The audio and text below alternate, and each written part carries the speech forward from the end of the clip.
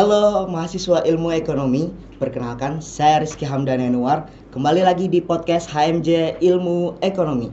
Nah, di podcast kali ini kita akan ngobrol dengan dosen Fakultas Ekonomi dan Bisnis. Halo Pak Indra. Halo Rizky, Apa kabar Pak Indra? Alhamdulillah sehat. Alhamdulillah. Boleh nih Pak, perkenalan dulu Pak dengan mahasiswa ilmu ekonomi Pak. Baik, Assalamualaikum warahmatullahi wabarakatuh. Salam sejahtera untuk kita semua. Perkenalkan, nama saya Indra Maulana, ST Mekdep, Sarjana Teknik Master of Economic Development. Saat ini Bapak mengajar di program studi Ekonomi Pembangunan, mengajar beberapa mata kuliah, diantaranya mata kuliah dasar seperti matematika, ekonomi, statistika, dan juga mata kuliah seperti ekonomi transportasi, ekonomi kreatif, ekonomi perkotaan, ekonomi regional terutama, dan seterusnya. Kurang lebih seperti itu, Rizky. Baik Pak, terima kasih Pak. Ya. Itu adalah background dan latar belakang dari Pak Indra. Ya. Nah, kenapa hari ini kita kedatangan Pak Indra? Nah, di situ kita akan membahas pengenalan konsentrasi ekonomi regional, perencanaan dan keuangan daerah. Karena banyak nih Pak, banyak yang nanya nih Pak, mahasiswa nih masih bingung Pak dengan kenapa saya harus mengambil konsentrasi ekonomi regional ini Pak. Nah, langsung saja Pak, boleh Pak jelasin secara menyeluruh tentang ekonomi regional itu Pak.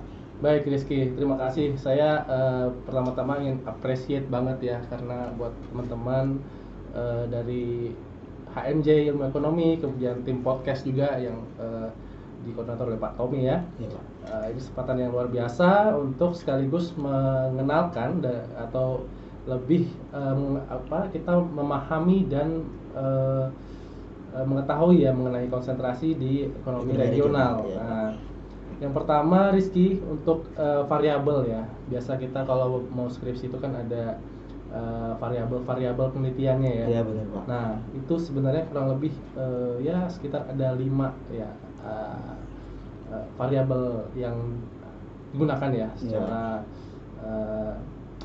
yang pertama ekonomi, sosial, kemudian geografis, infrastruktur, lingkungan, dan juga ada kebijakan publik.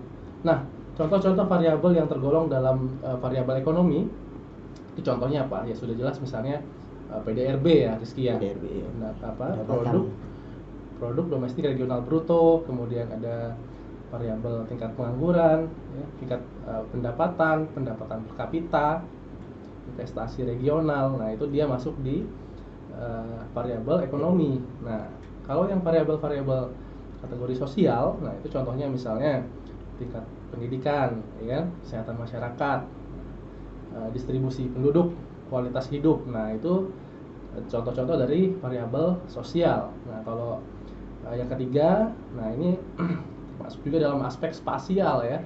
Spasial itu artinya keruangan gitu ya. Ada dari segi geografis maupun infrastruktur.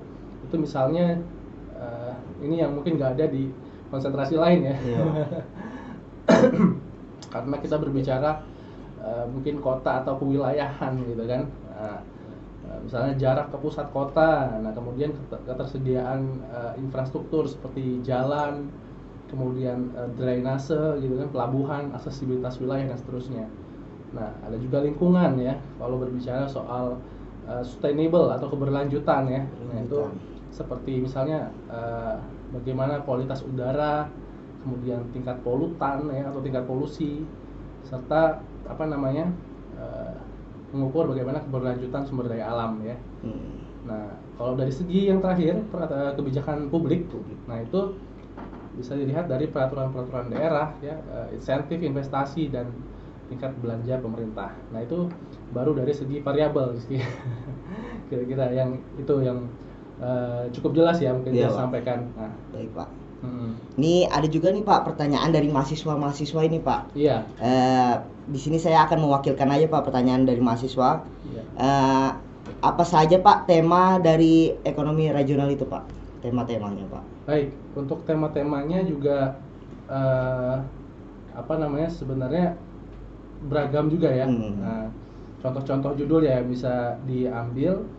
Nah, itu yang pertama ya itu untuk pendekatannya bisa secara kualitatif, ataupun kuantitatif ya, ataupun juga mix methods yang menggabungkan dari pendekatan metode kualitatif dan kuantitatif. Contohnya misalnya kan banyak tuh Rizky alat analisis yang bisa digunakan. Nah jadi teman-teman ya,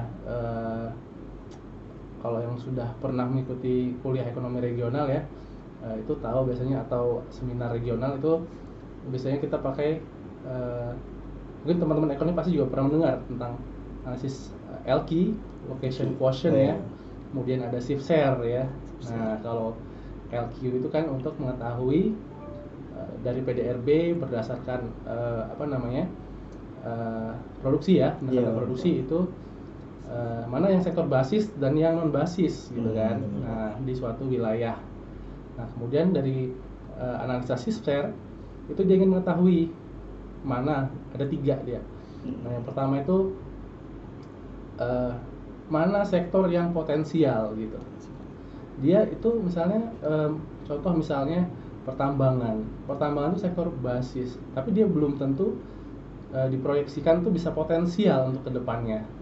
Nah itulah salah satu metode yang contoh yang bisa digunakan untuk memproyeksikan bagaimana menemukan potensi dari suatu daerah.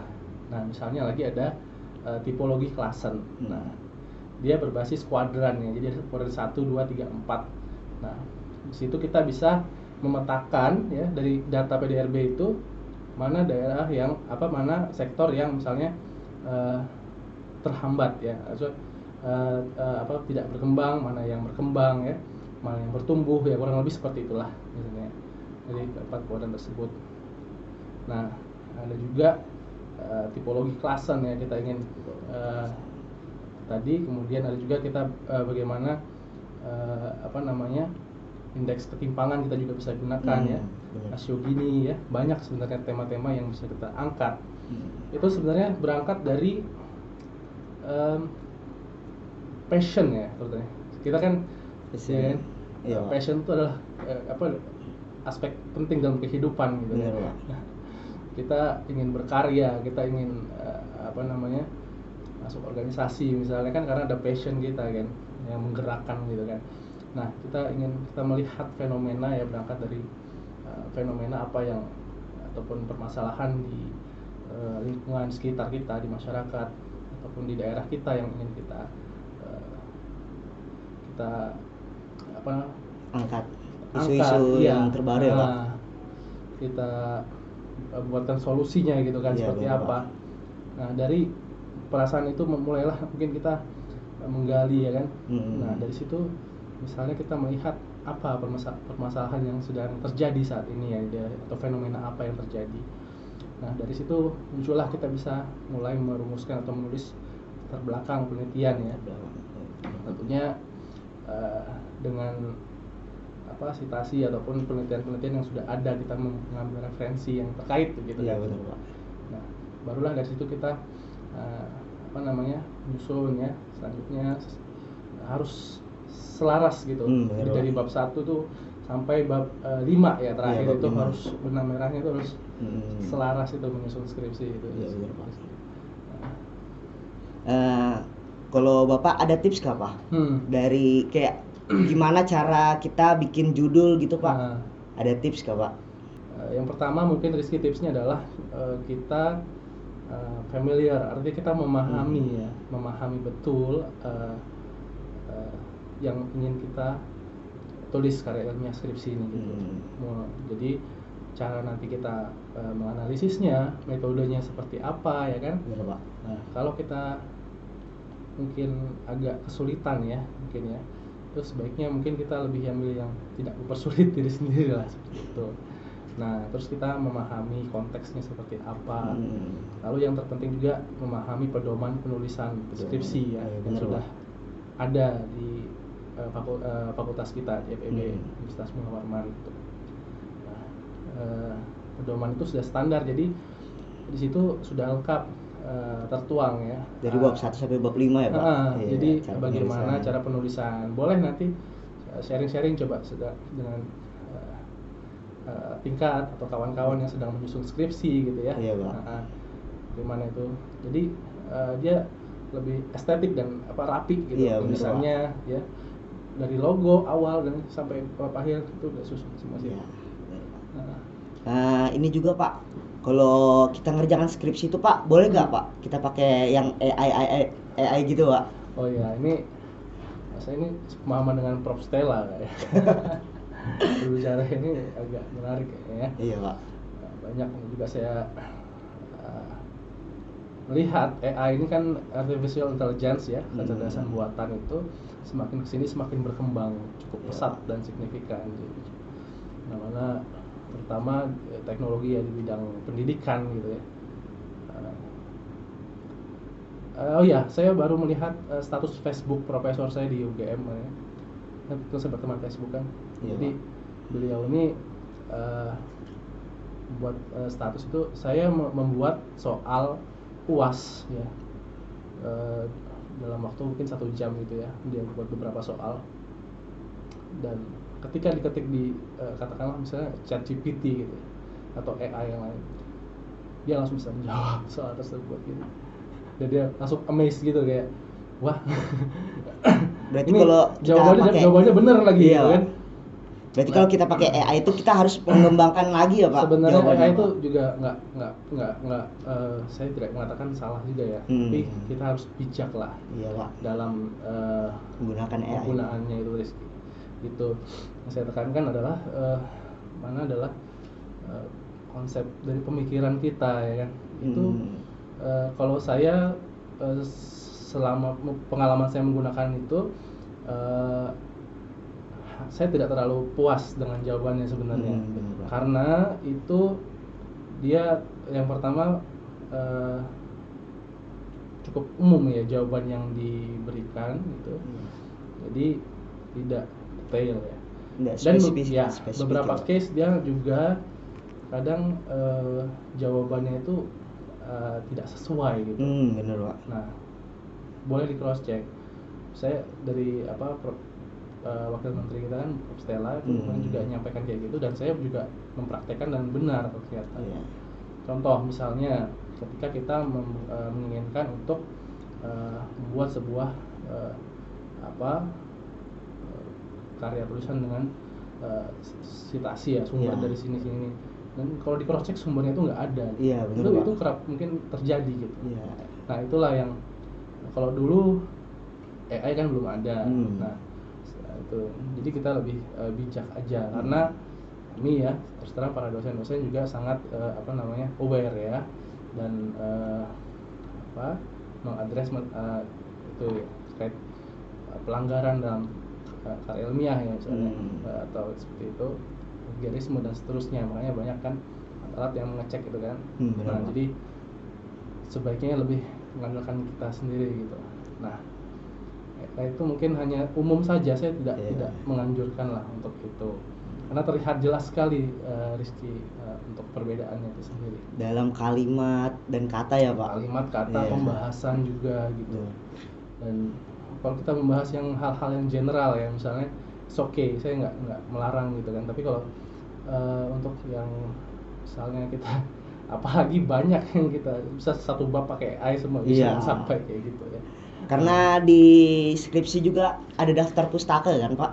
Ada daftar pustaka. Kalau kita cross check juga kalau kita pakai AI itu belum tentu sama dengan daftar pustaka kita ya Pak. Nah, berarti teman-teman semua kalau mau pakai AI kita menggunakan dengan bijak ya. Terus, yang tadi Bapak ada jelaskan juga Pak tentang infrastruktur. Boleh nggak Pak? Kita kan relevan ya Pak dengan isu sekarang yang dimana teras Samarinda Pak. Nah, di teras Samarinda ini kita lihat ada perbaikan ulang atau disebut dengan revitalisasi ya Pak. Menurut Bapak, kalau kita ngangkat di dalam skripsi kita tentang teras Samarinda itu bagaimana Pak? Baik, pertanyaan bagus ya Rizky ya. Iya Pak. Nah, tadi juga terkait dengan teras Samarinda ya, infrastruktur revitalisasi ya. Iya benar. Itu juga bagus ya. Yang mana saat ini juga di Samarinda kan banyak ya, tidak hanya di teras Samarinda, ada beberapa lagi. Rizky mungkin tahu di Citra Niaga. Iya, Citra Niaga juga Pak. Lalu di mana lagi ya? Sedang dilakukan perbaikan Jalan, iya, Pak. drainase, ya kan, Hmm. sedang banyak dilakukan ya. Bener, Pak. Bagus, mudah-mudahan harapannya jadi semakin baik lah gitu ya. Hmm. Nah ini tadi dimana masuk dalam variabel yang salah satu saya sebutkan. Iya, bener, Pak. Nah yaitu terkait dengan infrastruktur ya, Rizky ya. Nah apa yang disebut dengan public area juga ya, atau Iya. open space ya, ruang terbuka publik gitu kan. Nah ini juga sangat baik. Nah kemudian yang pertama adalah kita tidak terlalu, misalnya kita mau melihat apanya dulu nih kira-kira dari sektor bangunan atau bangunan ekonomi tersebut. gitu ya, Pak. Yang pasti yang rohnya adalah di ekonominya ya kan, Bener, Pak. ekonomi wilayahnya. Nah alat pendekatan regional apa yang mau kita lakukan di situ. Nah itu sebenarnya. Nah saya sering ya mungkin ya berkunjung ke Teras Samarinda gitu kan. Iya. Nah memang asik sekali tempatnya gitu ya, baik pagi pernah, siang, sore ya, malam ya, Iya, itu Pak.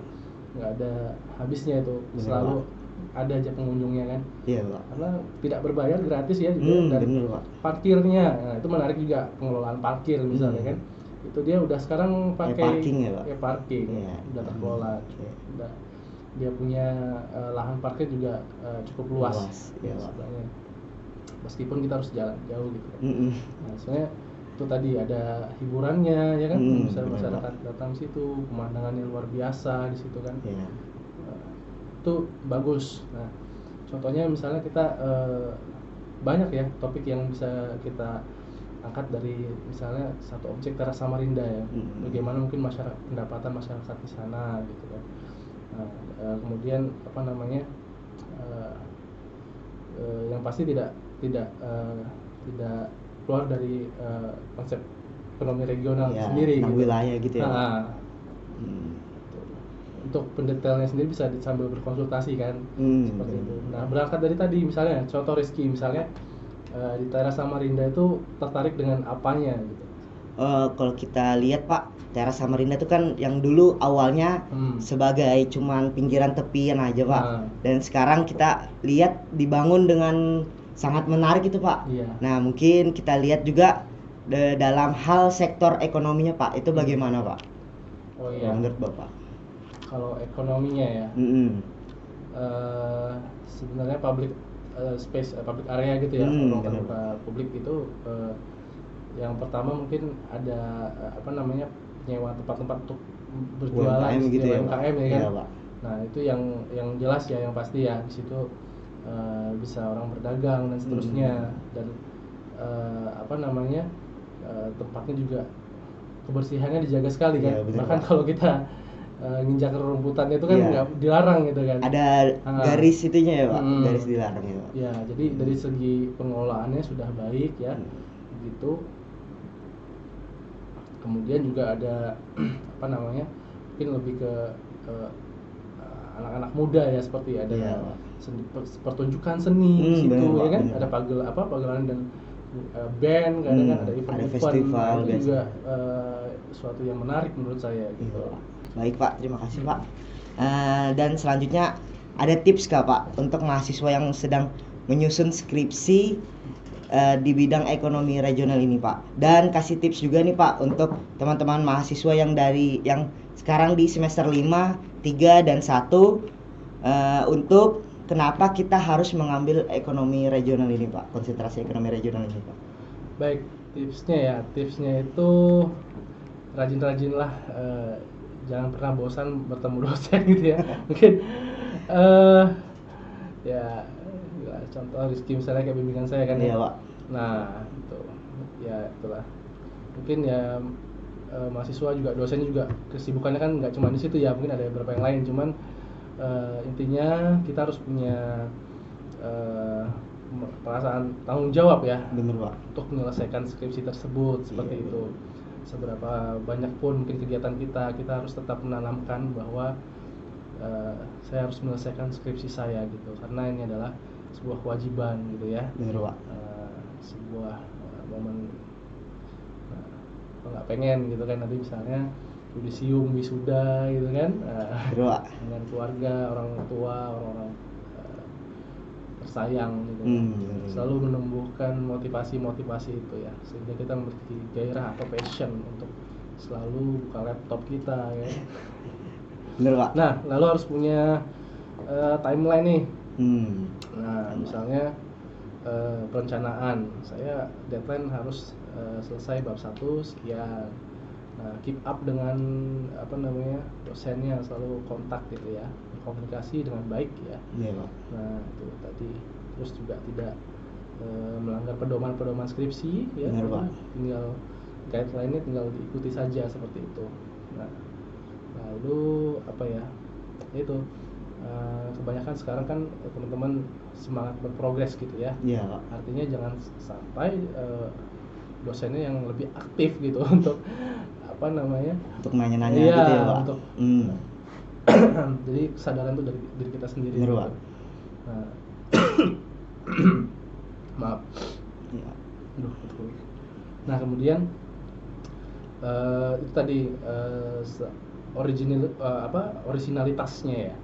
Jadi keasliannya itu tadi itu menentukan kualitas ya, seberapa yang kamu tulis, percaya diri gitu ya. Saya bisa menyelesaikan, saya bisa menulis ketimbang saya kesulitan ya dengan saya nggak bisa. Apa yang saya bisa gitu kan? Apa yang saya sukai gitu yang saya tulis mengenai topik dari skripsi itu gitu kan. Semua jangan bermalas-malasan untuk mengerjakan skripsi. Statement boleh? Oh boleh Pak. Ya. Saya lupa Pak. Nah, Boleh, ya, Pak. Rizky, saya ucapkan terima kasih ya. Iya, Pak. Dan teman-teman HMJ, semoga HMJ Ilmu Ekonomi sukses selalu ya dengan program-program yang luar biasa begitu. Selalu memberikan inspirasi ya dan semangat positif bagi teman-teman mahasiswa. Terima kasih saya ucapkan. Terima kasih Pak. Ya. Itu saja teman-teman mahasiswa ilmu ekonomi. Sampai jumpa di podcast berikutnya. Dah.